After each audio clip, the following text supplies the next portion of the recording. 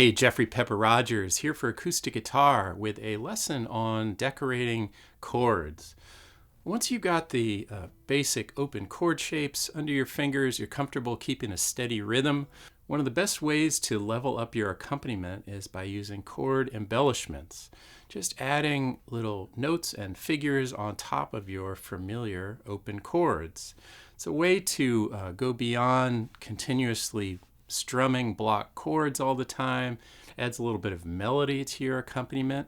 And if you develop it a little further, chord embellishments can be building blocks of riffs that really hold songs together. So this kicks off a basic series on chord embellishments. And in this installment, I'm going to talk about using hammer-ons and pull-offs with open chords to create classic sounds you'll hear in folk, country, rock, all kinds of guitar styles. So let's dig in. First, just a quick note about hammer-ons and pull-offs. These are terms coined by Pete Seeger back in the 1940s. And they are referring to ways of sounding notes without using your pick or your picking finger. In a hammer-on, so we'll just use this fourth string as an example, play the fourth string, and then I'm going to play a second note by just hammering my middle finger down onto the second fret there.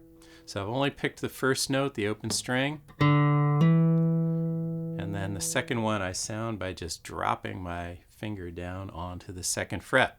That's a hammer-on.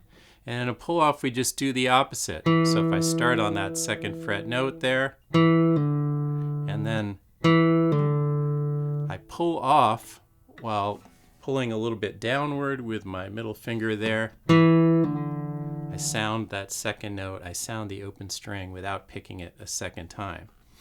So hammer-ons and pull-offs are great for speed because you can play multiple notes with just one stroke of the pick or with your fingers. But more than that, a hammer or a pull creates a slur, which creates a smoother and more connected sound than you get when picking every individual note. So just a really quick example of what I mean. So here's a little figure. I'm just going to play 5 notes starting here on the open 5th string. 1, 2, 3, 4. So I picked every one of those individual notes in that little 5-note figure. And let me do the same thing with hammer-ons. 1, 2, 3, 4. That time, I only picked the 5th string once, the 4th string once, and then the 3rd string. So if I speed that up a little bit, you can hear how different it sounds. 1, 2, 3, 4. 1, 2, 3, 4. So real different sound that you get when using the hammer-on in that case. Same with the pull-off. So now let's try incorporating hammer-ons with some open chords. So I'm going to start off here holding down a C shape. And in this example, I'm going to play a bass note and then a strum. And then lift up the middle finger on the 4th string there. So I'll play the open 4th string and then hammer onto that note on the 2nd fret of the 4th string and end with a little strum. Here's how that goes. And I'll play this one measure example twice. 1, 2, 3, 4.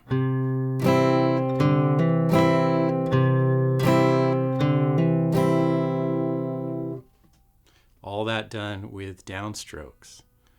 So now I'm going to apply that pattern to a bunch of other open chords, starting with G. 1, 2, 3, 4.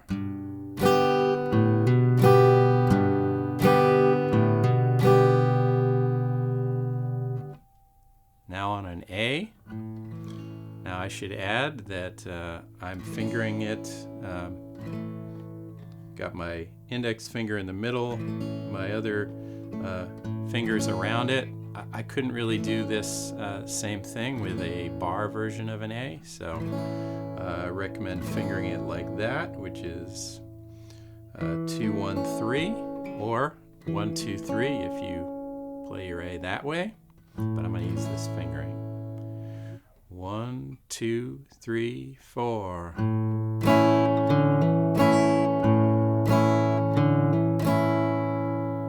Over to A minor, same basic pattern. 1, 2, 3, 4.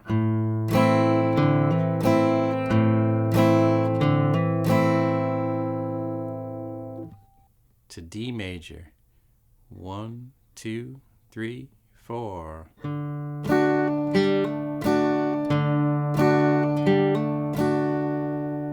That time I'm hammering onto the third string. D minor. 1, 2, 3, 4.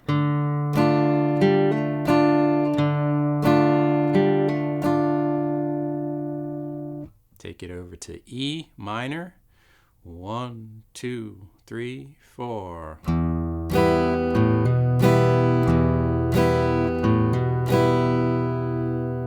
Same pattern on an E major.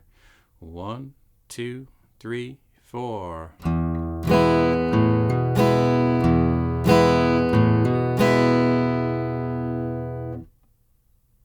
So that last example on an E major, if you were to flip it around so that the hammer-on falls on the first beat, you get a pattern that might sound familiar. It's like what Willie Nelson uses in On the Road Again. Here's how that goes.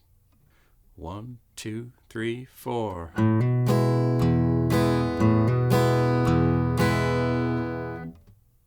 You could apply that same sort of a pattern to a song like Johnny Cash's Folsom Prison Blues. So a hammer-on like this also works nicely on an F chord. If you use a version of the F that's not a bar, but just playing the middle 4 strings of a bar chord shape, which is actually an F over C. So that's what I'll use in this next example. And here on the F, I'm playing this F over C shape, and the hammer is going to fall on the third string. 1, 2, 3, 4.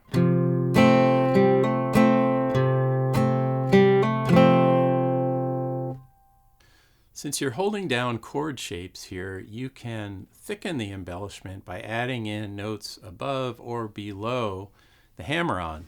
So that's what we're going to do in this next example, playing some double stops, meaning 2 strings simultaneously with the hammer-on.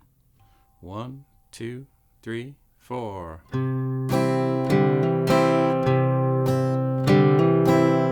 There I played the 4th and 3rd strings together, and here's another one on the C where I'm going to play the 5th and 4th strings together for the double stop. 1, 2, 3, 4. And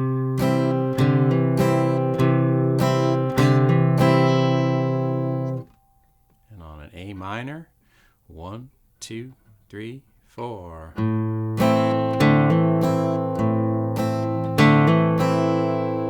There I'm playing the 4th and 3rd strings together. And on a G, 1, 2, 3, 4.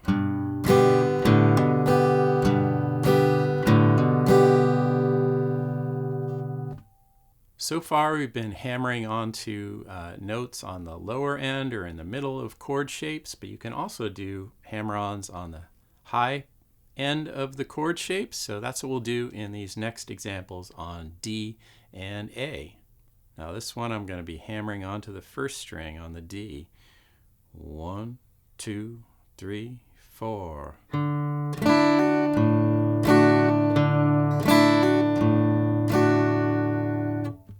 Same kind of pattern on an A, hammering onto the second string. 1, 2, 3, 4.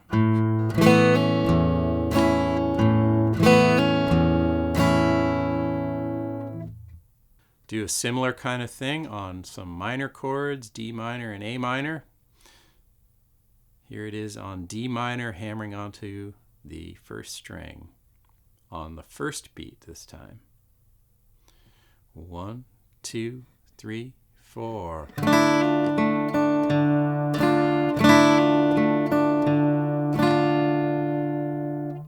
Similar kind of pattern on A minor.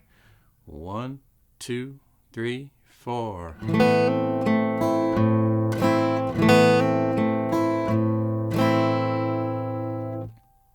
So next, let's check out some pull-off embellishments, where you're pulling off of one of the fretting fingers in the chord shape to sound the open string down below.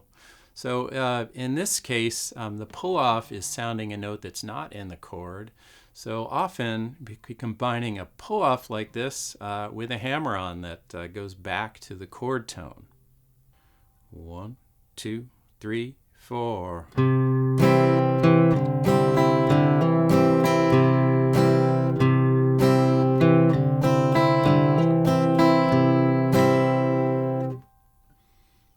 Similar kind of pattern on a G.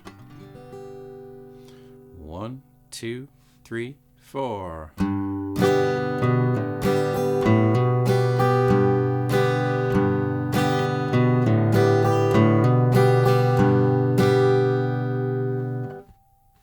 And here it is on a D with the pull off and hammer on the first string. 1, 2, 3, 4.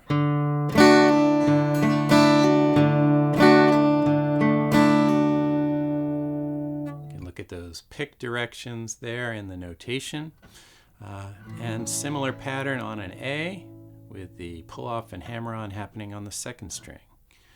1, 2, 3, 4.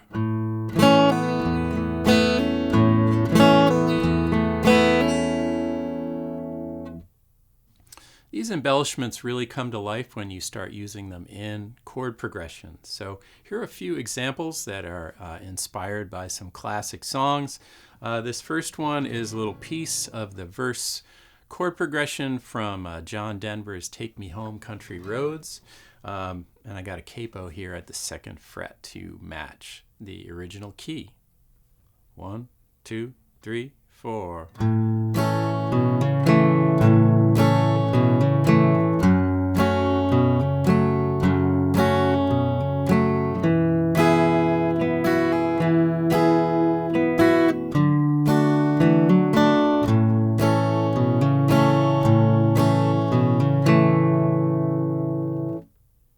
This next example is based on the progression from Dolly Parton's Jolene, and I've got my capo at the 5th fret. 1, 2, 3, 4.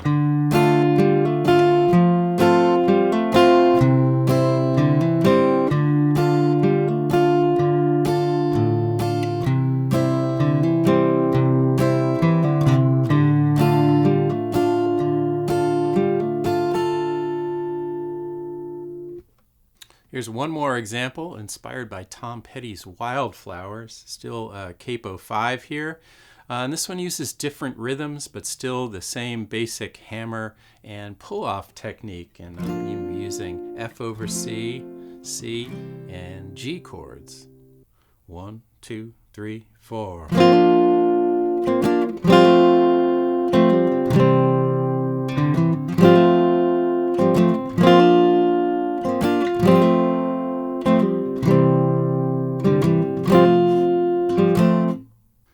Try adding these types of embellishments to other songs in your repertoire, just hammering onto or pulling off of notes in your open chords.